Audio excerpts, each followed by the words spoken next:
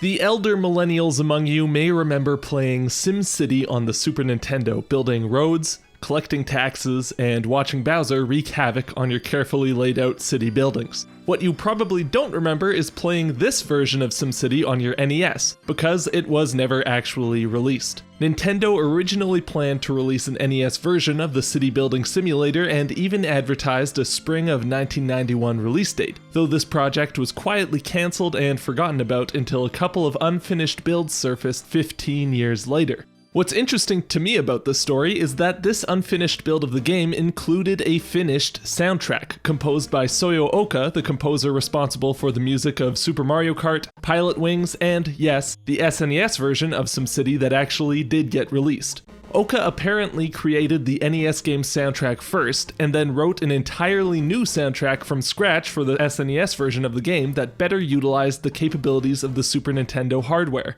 These were not just rearranged versions of the same themes. The game's two soundtracks are completely unique from one another except for one track, Metropolis, which Oka cites as some of her best work.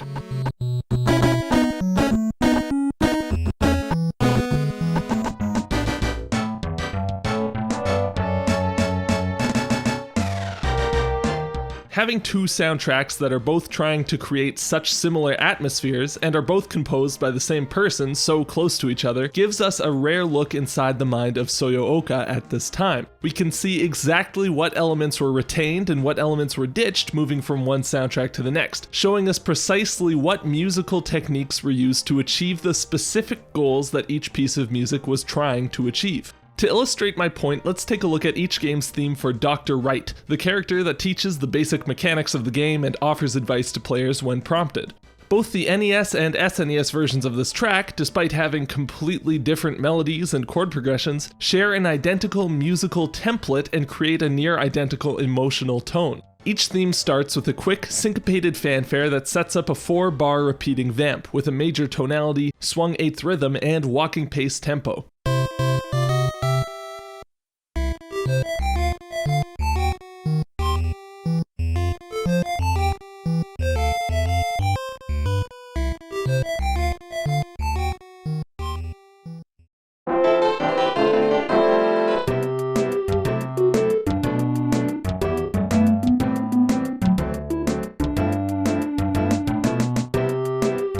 These pieces both clearly shared a goal as well, to create a musical depiction of this goofy character. What I find most interesting about this comparison is that the melody and chords aren't just different between the two tunes, they're completely different. The NES version walks up stepwise from the tonic to the 4 chord and then back down, with a simple 2-bar melodic figure that outlines first the tonic chord and then the 4 chord to match the harmony.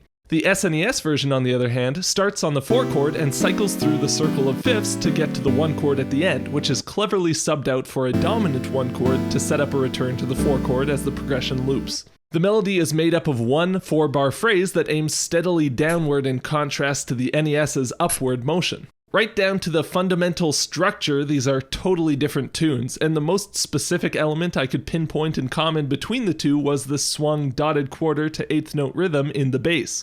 What this tells us is that the broad emotional effect of a piece of music doesn't necessarily lie in the details, but the more general decisions made about the rhythm and mood of a piece.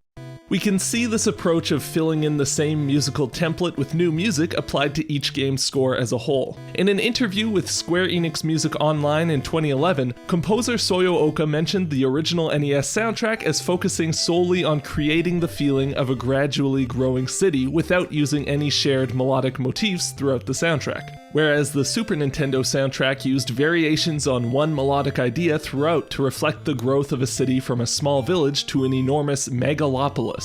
Both soundtracks gradually escalate the complexity of the musical arrangements as the city grows in size to try and capture this idea, and there are a few musical ideas that are consistent between both versions of the game as the player's city hits certain landmarks.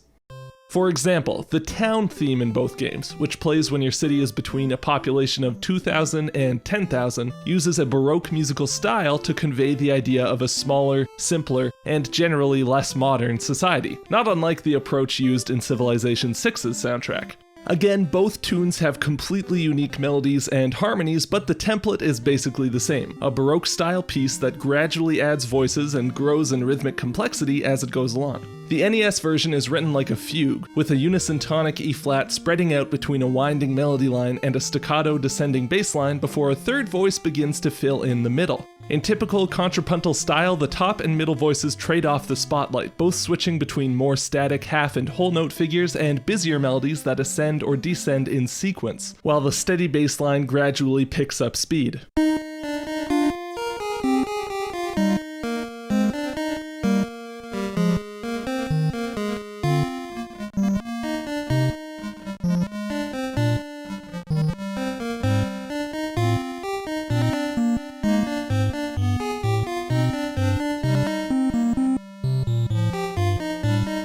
In contrast to this fugal style, the SNES version's town arrangement is made up of distinct melody, counter-melody, and harmony parts. The main theme of the game, which recurs throughout each phase of the city's growth, is made up mostly of long-held notes that get filled in by a busy counterline chock full of trills and lines moving in sequence to evoke this Baroque style.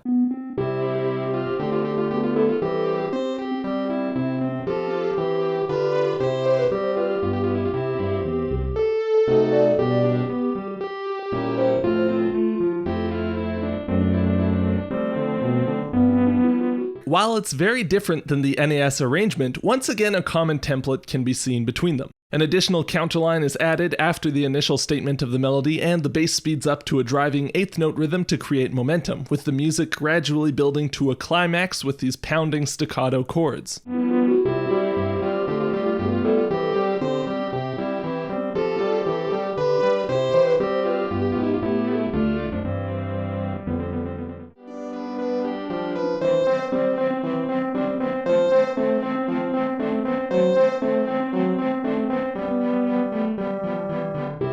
What's interesting to me about this arrangement is the amount of elements that you would never actually hear in music from the Baroque era. A lot of the harmony is borrowed from Oka's obvious jazz influences, with colorful, extension-littered chord voicings that are much more modern than what you'd find in a Vivaldi score. Still, the piece manages to capture that same historical atmosphere as the original NES version, giving the impression that this small city is just in its humble beginning stages. In the capital phase, where your city is between a population of 50,000 and 100,000, you start to get your first taste of real industrial growth, and the music once again captures this feeling in two completely different ways. In the NES version, a slow yet driving tonic pedal tone underlies a melody that outlines a colorful 1 to dominant 2 to minor 4 to 1 chord progression. This kind of melody that focuses on arpeggiating a chord progression and uses these kinds of dotted 8th to 16th note rhythms usually are used to evoke a heroic kind of mood. And I think this pedal tone accompaniment would add to that, but the tempo is much slower than you'd expect from typically heroic music. This juxtaposition to me sounds expectant, like the music is on the verge of something huge without being quite there yet.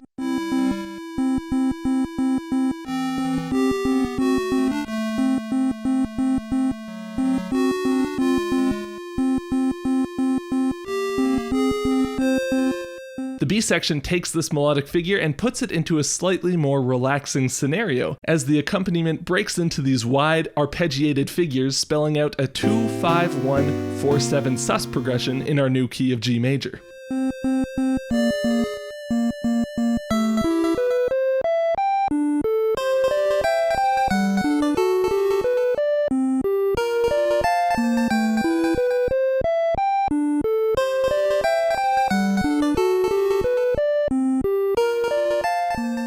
The SNES version of the capital theme has very little in common with the NES version in terms of specifics, but when you look at the broader strokes of each arrangement, you begin to see the similarities. Once again, we have an opening section that builds up in anticipation with a quiet intensity with a repeated ostinato figure, which gives way into a sweeter and more laid-back section that makes use of more conventional harmony littered with colorful extensions. This time around, though, both of these musical ideas are explored much more thoroughly. The opening section this time is all about fourths. We start with a repeating 3-note pattern descending in fourths, before a second line comes in, harmonized in fourths, that takes this figure of a leap up of a fifth and moves that up in fourths. A simple melody gradually joins in as well before the piece builds to a climax as this flurried arpeggio screams down an A-flat major 9 chord before swirling back up a G sus13 chord, colorfully setting up our second section in the key of C.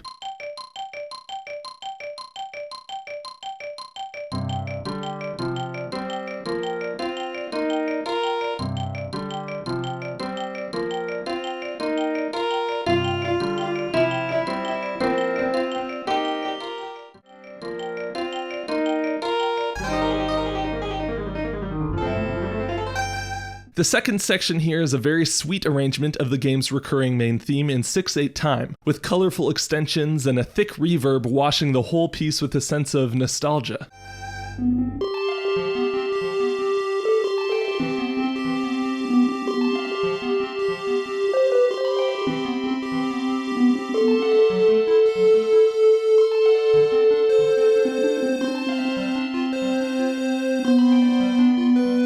Where the introduction creates a powerful sense of industrial growth through its huge upward leaps and chordal harmony, the following sweeter section connects to the player emotionally, like the city you're building is still your home despite its growing size. The final stage of evolution for any city, and the goal of the SimCity player, is to reach Megalopolis size with a population of over 500,000, and both versions of the music change to reflect this achievement with arrangements that reach a climax of complexity. First of all, both versions use the Lydian mode over a tonic pedal to evoke a distinctly modern sound, standing in sharp contrast to the Baroque feel of the game's town themes.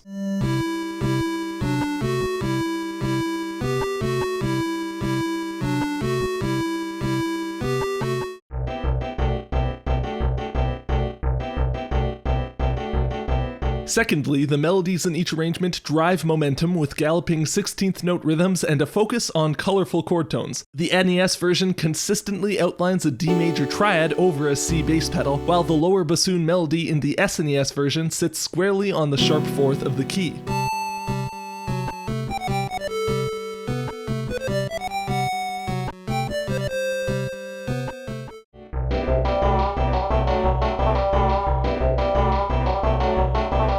Thirdly, the arrangement complexity reaches its peak here in both soundtracks. The NES arrangement planes this Lydian harmony around, first descending in whole steps in 5/4 time, then shifting to a new section in 6/8 that jumps up a minor third from A-flat Lydian to B Lydian to set up a return to the top of the form.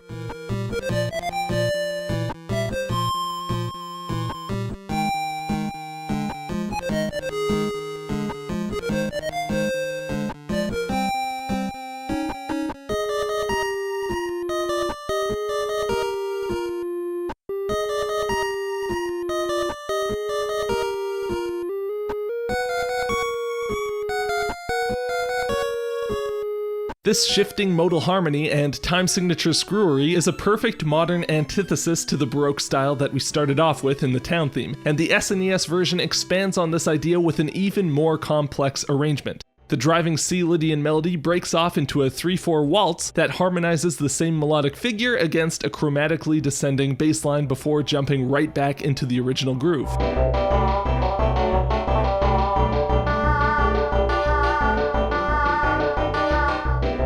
This then moves into another waltz section that briefly tonicizes A-flat before a barrage of right turns brings us crashing to a halt on the soft D minor 6 chord.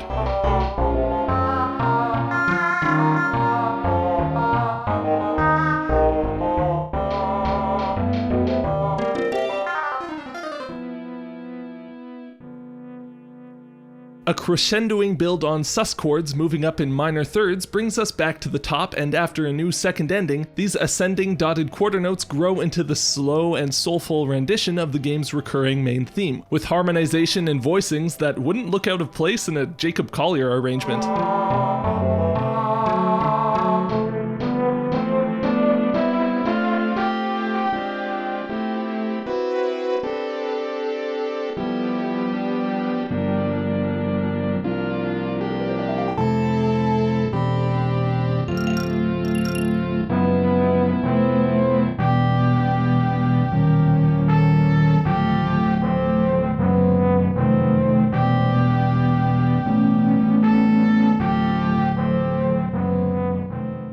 If there's a lesson to be learned here, it's that sometimes the broad strokes decisions when writing music can have a bigger impact on the overall mood of the piece than all of the nitty-gritty details of melody and harmony that I like to get hung up on. And if there's another lesson to be learned, it's that sometimes, even if you make something great, it's worth sicking Bowser on your creation and starting over from the ground floor.